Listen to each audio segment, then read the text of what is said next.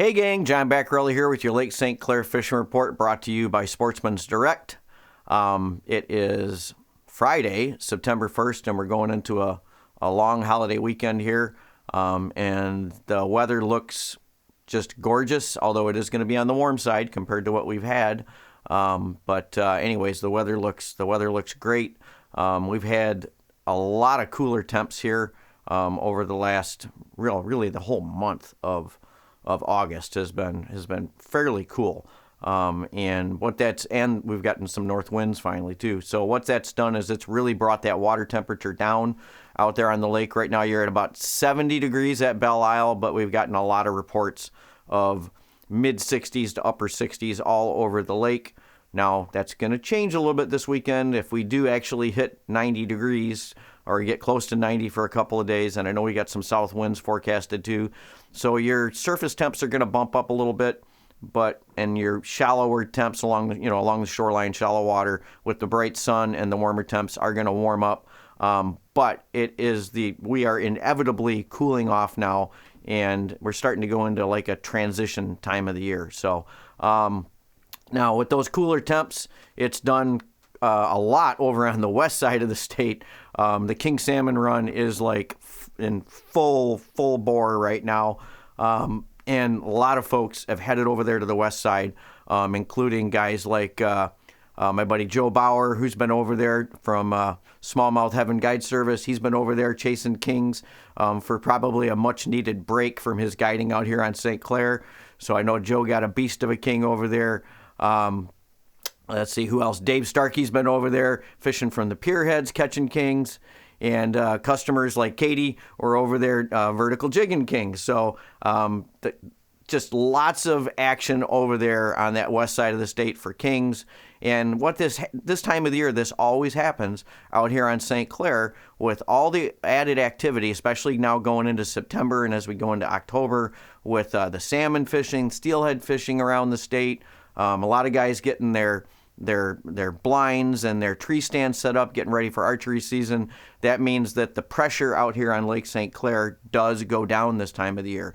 So if you're one of those people, like most of us are, that we really don't like all the crazy boat activity out on the lake after this weekend and kids going back to school, the boating activity will go down exponentially every week as we move into the fall. And that will also mean that the fishing will get better and better as well. And you just won't be harassed out there as much with all the crazy boat wakes and all of that. So we have that to look forward to going through the rest of the fall here as we head towards winter. The days are definitely getting shorter. That sun angle is getting lower. These water temps are going to just continue to fall. Now, right now, you got kind of a weird situation out there right now where you probably have got a little warmer water out deep, as I was reminded by James Mackey this morning, our bait supplier, that it's kind of weird right now because you got warmer water out deep. It hasn't turned, well, it doesn't really turn over, but it's just like a big heat sink out there right now, and your shallower areas are actually cooling off more with these cool nights. So it kind of makes for an interesting situation. If you're out there chasing smallies and perch and walleyes, even muskies, you really kind of almost need to sample both the deep bite and the shallow bite. Because it just kind of depends on where these bait fish are going to be at out there with these changing water temps. So it's that time of the year, transition time. So you really kind of need to be paying attention. Watercolor is definitely a factor. These heavy rains that we had crazy heavy rains, actually, like record rains, this in the last week or so, have really put a lot of color into the lake. Although if you look at the satellite image that we just got, actually I looked at it yesterday, it's a beautiful satellite image. Most of the lake is pretty darn clear, with the exceptions of a couple of pockets over on the Canadian side that are just like chocolate milk. You've got some color coming down out of Lake Huron, coming into the lake, flowing down through the channels and down through the main shipping channel. You've got some really clear water over near the American shoreline, tucked in there from the point at Metro. So there's a lot of variety of watercolor out there, but the only areas that are really dirty water are over on that Canadian side. up in some of those pockets, and that's from those guys, from the farmers over there running the pumps. I'm sure they're panicking trying to get all of that water out of those fields over there so they can go out and harvest. So anyways, that's what's kind of going on with water clarity. So really good water clarity out there on the lake. Now, those heavy rains we had also moved a lot of big debris out into the lake. Now, most of that stuff should be pushed out of the system by now, especially with those north winds that we had.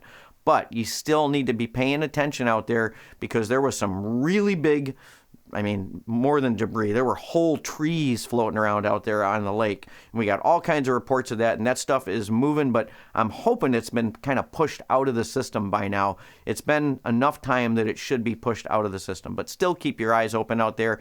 If you see a branch or something sticking up out there in the lake, give it a wide berth, okay? Because it could be a whole tree submerged and maybe just a branch sticking up. And we don't need anybody putting a hole in their boat or taking their outdrive out there. So that can be really bad, especially at high speeds. Now we got, I talk a lot with it at this time of the year with Mike Martin, who's normally down here perch fishing and chasing walleyes, and he's been out chasing perch and wallies all over the lake. He did get into some good fish over there by the Bell River Hump, and he has been reporting to me during the week that they are catching fish still all along that channel, although the main shipping channel, that is, although it sounds like it's harder and harder right now to get a batch of big perch out there and to get a consistent bite. At least that's the way it was. That could change this weekend with the warmer temps and getting into a little bit of a more stable pattern out there. But don't be afraid to move around. And again, don't be afraid to try some of these shallower bites, like in that 9 Mile area right now as these fish start to transition. There's just, you just got to move around on those perch. And sometimes if you get a good wind, you're better off doing a good solid drift than you are just anchoring up on these fish. Also, don't forget to use those slip bobbers and get away from the boat, especially when you're in clear water conditions. If you're in that more cloudy water, it's not such a big deal. You can usually fish vertical out there right underneath the boat. But if you're in any of that gin clear water, use those slip bobbers and get away from the boat. That's a big deal. Guides like Garrett Samsel are still getting some limits of walleye out there. He's going after muskies, wallies, and smallies. He does those multi-species guides multi-species out here on the lake. So he can pretty much do just about anything. Very opportunistic for you out there for targeting different species. But he's still been getting good catches up there. He normally focuses more up on that north end of the lake. The muskie bite, as can be seen by the pics that Max Lasky posts out there, he's still getting 50-plus inch muskies out there.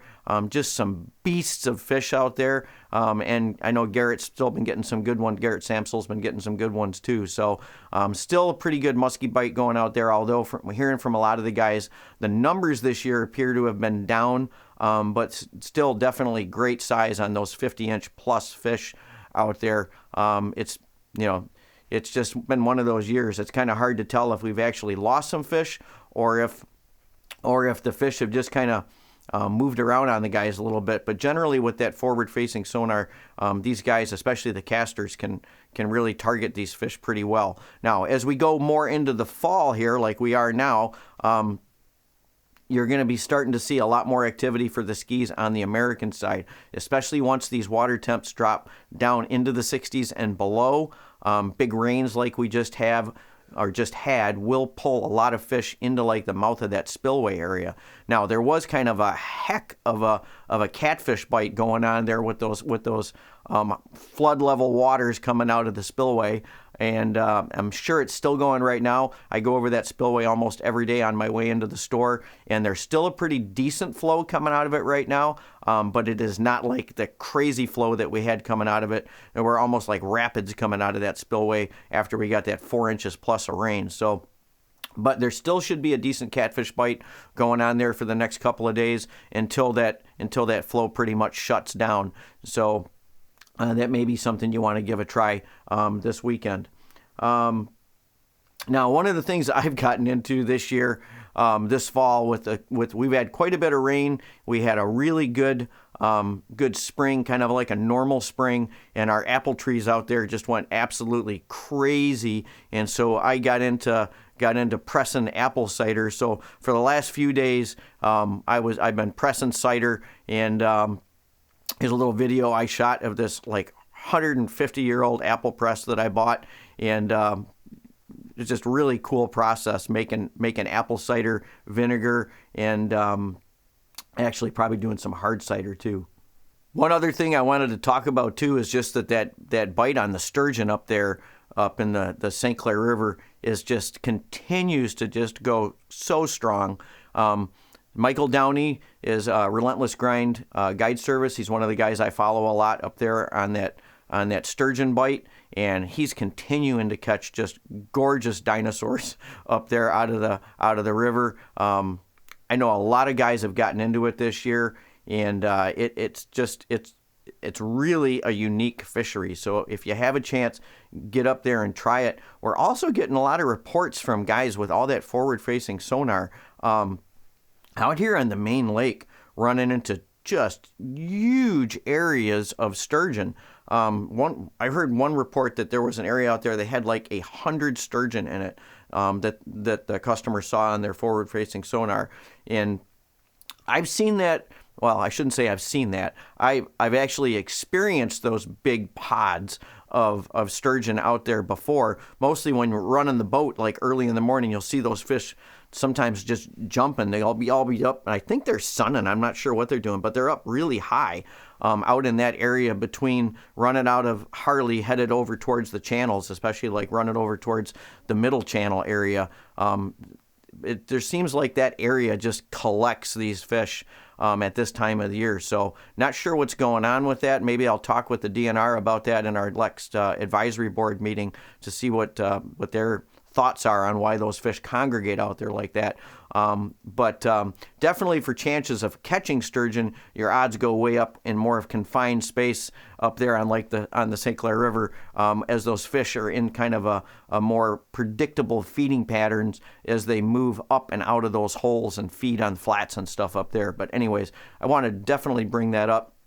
Got a great weekend ahead of us. Like I said, some warmer temps. Don't know if it's actually going to hit 90 or not. I don't think we've technically had a 90-degree day yet here. Even when I went back and looked at records, I had a discussion with a buddy just last week about, I didn't think we'd had a 90-degree day here yet. And I went back and I looked at our records going back all the way to the beginning of the year on one weather, on one weather station's history, and I was right on theirs. We didn't have a 90-degree day yet, and we only had like 13 days that they had actually had history on that we had been between 85 and 89. But the crazy part was then I went to another station, actually went to the Weather Channel and looked, and they had reported 13 days over 90 degrees and like 33 days at the time I checked it that were between 85 and 89, which is kind of crazy when you think about it, because I looked for the same exact city for the same zip code when I did that search. So that just shows you even their historical accounting of the actual temperatures differs a lot. So I guess it just depends on what your political perspective is, how you're going to report stuff. But anyways, enough of that. You guys have a great weekend. Enjoy the beautiful sunshine that we're going to have over the next several days, and get out and take advantage of all of the great fishing out there on Lake St. Clair. Hey, if you like this video content and you want to get updated as soon as the next video is out there, hit that subscribe button and a little bell icon, and you'll get notified as soon as the next video is up.